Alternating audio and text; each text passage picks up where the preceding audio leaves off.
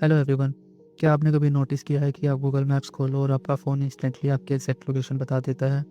चाहे आप रोड पर हो, एक मॉल के अंदर हो या एक हाईवे पर हो। ये कैसे पॉसिबल होता है? क्या फ़ोन में कोई छुपा हुआ मैजिक है? नहीं। इसके पीछे एक टेक्नोलॉजी जिसे हम बोलते हैं जीपीएस यानी ग्लोबल पोजीशनिंग सिस्टम।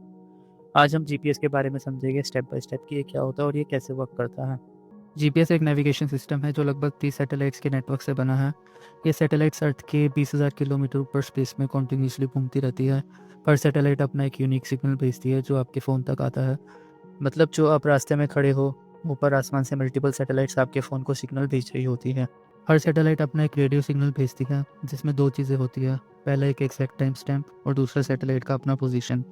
जब ये सिग्नल आपके फ़ोन तक आता है, आपका फ़ोन देख लेता है कि सिग्नल्स को आने में कितना टाइम लगा और ये स्पीड ऑफ लाइट से मल्टीप्लाई करके फ़ोन निकालता है कि सैटेलाइट आपकी कितनी दूरी पर है।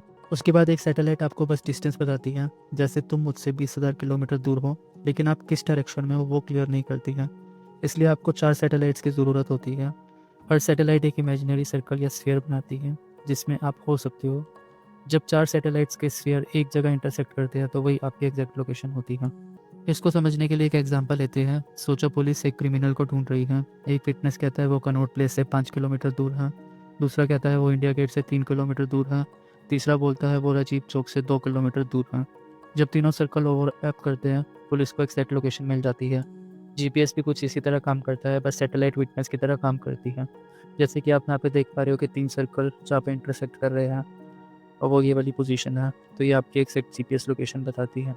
और ये सिर्फ तभी पॉसिबल होता है जब टाइम मेजरमेंट एग्जैक्ट हो। हर सैटेलाइट के अंदर एक एटॉमिक क्लॉक होती है जो नैनो सेकंड्स तक एक्यूरेट होती है। अगर क्लॉक थोड़ा भी फास्ट या स्लो चले तो आपका लोकेशन कई किलोमीटर से गलत हो जाएगा।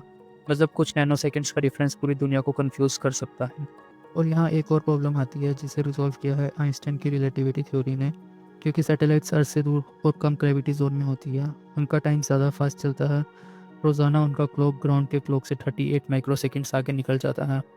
आप सोच रहे होंगे कि इतना छोटा गैप क्या ही फ़र्क करता है, लेकिन अगर करेक्शन ना हो तो जीपीएस हर दिन 10 किलोमीटर तक गलत लोकेशन दिखा सकता है।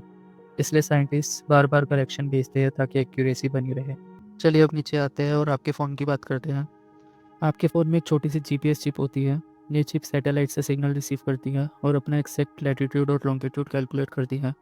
लेकिन जीपीएस चिप सिर्फ रॉ कोऑर्डिनेट्स देती है। इन नंबर्स को मैप बनाने के लिए गूगल मैप्स की ज़रूरत होती है। गूगल मैप्स इन रो कोऑर्डिनेट्स को लेके उन्हें रियल वर्ल्ड मैप पर मैच करता है। अगर आप इंडिया गेट के पास हो तो कोऑर्डिनेट्स को मैप पे कन्वर्ट करके दिखाता है कि ये रोड है, ये स्ट्रीट है और आप यहीं पर हो। मतलब जीपीएस बताता है वेयर और गूगल मैप्स बताता है व्हाट्स अराउंड। आपके कोऑर्डिनेट्स गूगल के सर्वर्स तक जाते हैं। गूगल के पास दुनिया भर में बड़े डेटा सेंटर्स हैं जैसे हैदराबाद, सिंगापुर और यूएस। वहीं पे servers trillions of request process करते हैं। जब आप मैप ओपन करते हो, सर्वर सेकंड्स के अंदर मैप टाइल्स और लोकेशन डेटा आपके फ़ोन तक भेज देता है। लेकिन कभी कभी सैटेलाइट्स के सिग्नल्स वीक होते हैं, जैसे मॉल्स, टनल्स या क्राउडेड सिटीज़ में।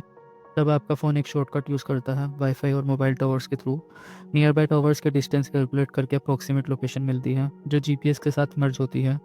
इससे एक्यूरेसी और भी ज़्यादा इंप्रूव हो जाती है।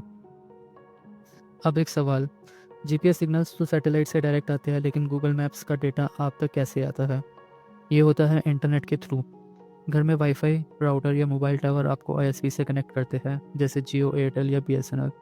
आईएसपी के मल्टीपल राउटर्स आपके रिक्वेस्ट को गूगल के नियरेस्ट सर्वर तक पहुंचा देते हैं।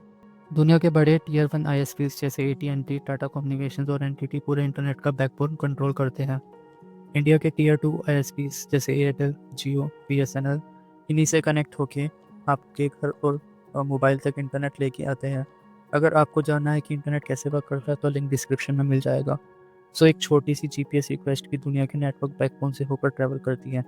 एक रियल लाइफ एग्जांपल लेते हैं। जैसे आप ओला या उबर कैब बुकिंग करते हैं तो आपके फ़ोन का जीपीएस आपके कोऑर्डिनेट्स गूगल के सर्वर को भेजता है। सर्वर राउट कैलकुलेट करता है और ड्राइवर के फ़ोन को भेज देता है। अब ड्राइवर और पैसेंजर दोनों ही एक जीपीएस नेटवर्क के थ्रू कनेक्टेड होते हैं और दोनों का लोकेशन सिंक होता है। इसलिए कैब ऐप इतना स्मूथ काम करता है। नॉर्मल जीपीएस की एक्यूरेसी 5 से 10 मीटर्स तक होती है, लेकिन गूगल इसे और इम्प्रूव करता है through machine learning, near by towers और करेक्शन सिग्नल्स के साथ। एविएशन जीपीएस और मिलिट्री जीपीएस सेंटीमीटर लेवल तक एक्यूरेट होते हैं। इसी वजह से कभी कभी आपको लगता है कि पिन एक एग्जैक्ट बिल्डिंग के अंदर ड्रॉप हुआ है। क्या जीपीएस इंटरनेट के बिना काम करता है? तो इसका आंसर है हाँ, बिल्कुल। आपका फ़ोन की जीपीएस चिप सैटेलाइट से सिग्नल ले सकती है बिना इंटरनेट के, लेकिन बिना इंटरनेट आपको सिर्फ कोऑर्डिनेट्स मिलते हैं। मैप डाउनलोड करने के लिए इंटरनेट ज़रूरी है। इसलिए जब आप फ्लाइट मोड में हो और आपने ऑफलाइन मैप सेव किया हो अपने फ़ोन में, तो भी जीपीएस से नेविगेशन हो सकता है।